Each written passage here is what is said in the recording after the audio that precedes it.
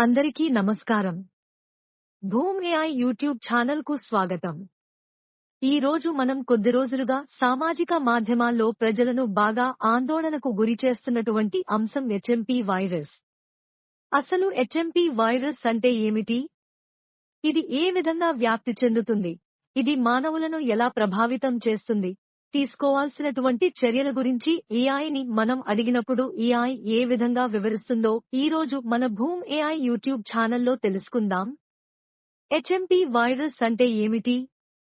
Human metapneumovirus HMPV అనేది న్యూమోవిరిడే కుటుంబానికి చెందిన single standard negative sense RNA virus. ఇది మొదట 2001లో నెదర్లాండ్స్లో గుర్తించబడింది మరియు శ్వాసకోశ సిన్సిటియల్ వైరస్ ఆర్ఎస్వి మరియు పారాఇన్ఫ్లుయెంజా వైరస్ వంటి ఇతర శ్వాసకోశ వైరస్లతో దగ్గరి సంబంధం కలిగి ఉంది. క్లినికల్ లక్షణాలు మరియు లక్షణాలు. హెచ్ఎంపీవి అన్ని వయస్సుల వ్యక్తులలో ఎగువ మరియు దిగువ శ్వాసకోశ ఇన్ఫెక్షన్లకు కారణమవుతుంది. అయితే ఇది సాధారణంగా చిన్న పిల్లలు, వృద్ధులు మరియు బలహీనమైన రోగనిరోధక శక్తి ఉన్నవారిని ప్రభావితం చేస్తుంది.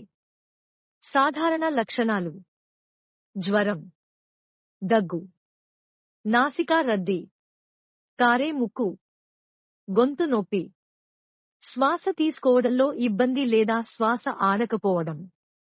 తీవ్రమైన సందర్భాల్లో హెచ్ఎంపీవి బ్రోన్కియోలిటిస్, న్యూమోనియా, ఉబ్బసం, మంటలు మరియు దీర్ఘకాలిక అబ్స్ట్రక్టివ్ పల్మనరీ డిసీజ్ సిఓపిడి యొక్క తీవ్రతకు దారితీస్తుంది. ప్రసార విధానం. హెచ్ఎంపీవి ఈ క్రింది విధంగా వ్యాప్తి చెందుతుంది. దగ్గు లేదా తుమ్ము నుండి శ్వాస బిందువులు. సోకిన వ్యక్తులతో సన్నిహిత వ్యక్తిగత సంబంధం. కలుషితమైన ఉపరితలాలు లేదా వస్తువులను తాకడం మరియు తరువాత నోరు, ముక్కు లేదా కళ్లను తాకడం. Incubation period. హెచ్ఎంపీవి యొక్క ఇంక్యుబేషన్ కాలం సాధారణంగా 3 నుండి 6 రోజులు. ఇది వైరస్కు గురికావడం మరియు లక్షణాల ప్రారంభానికి మధ్య సమయం. నిర్వహణ మరియు చికిత్స. హెచ్ఎంపీవి కోసం నిర్దిష్ట యాంటీవైరల్ థెరపీ లేదా వ్యాక్సిన్ అందుబాటులో లేదు. చికిత్స సాధారణంగా మద్దతు ఇస్తుంది మరియు వీటిని కలిగి ఉంటుంది. మంచి ఆర్ద్రీకరణను నిర్వహించడం. జ్వరం తగ్గించే మందులు మరియు యాంటీహిస్టామైన్లను ఉపయోగించడం. శ్వాస చికిత్సలను అందించడం. తీవ్రమైన సందర్భాల్లో ఆక్సిజన్ థెరపీ మరియు మెకానికల్ వెంటిలేషన్ అవసరం కావచ్చు. నివారణ. నివారణ చర్యలు మంచి వ్యక్తిగత మరియు పరిసరాల పరిశుభ్రతపై దృష్టి పెడతాయి.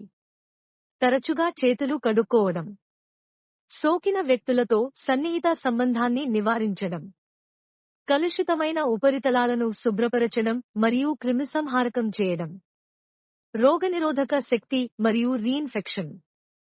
పరిమిత డేటా హెచ్ఎంపీవితో రీఇన్ఫెక్షన్ సంభవించవచ్చని సూచిస్తుంది.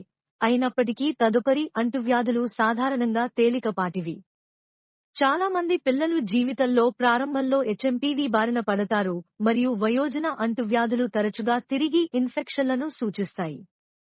డయాగ్నోసిస్. హెచ్ఎంపీవి నిర్ధారణ సాధారణం కాదు మరియు సాధారణంగా పరిశోధన లేదా ప్రత్యేక ప్రయోగశాలలలో జరుగుతుంది. ముక్కు లేదా గొంతు నుండి నమూనా తీసుకుని పరీక్షించడం ఇందులో ఉంటుంది. డిస్క్లైమర్: ఈ సమాచారం జనరల్ నాలెడ్జ్ కొరకు ఇవ్వబడింది మరియు దీనిని వైద్య సలహాగా పరిగణించరాదు.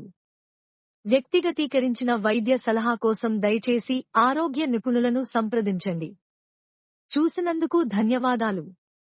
మీకు ఈ వీడియో సమాచారాత్మకంగా అనిపిస్తే ఇటువంటి మరిన్ని కంటెంట్ కోసం భూమ్ ఏఐ యూట్యూబ్ ఛానల్ను లైక్ చేయండి, భాగస్వామ్యం చేయండి మరియు సబ్స్క్రైబ్ చేయండి.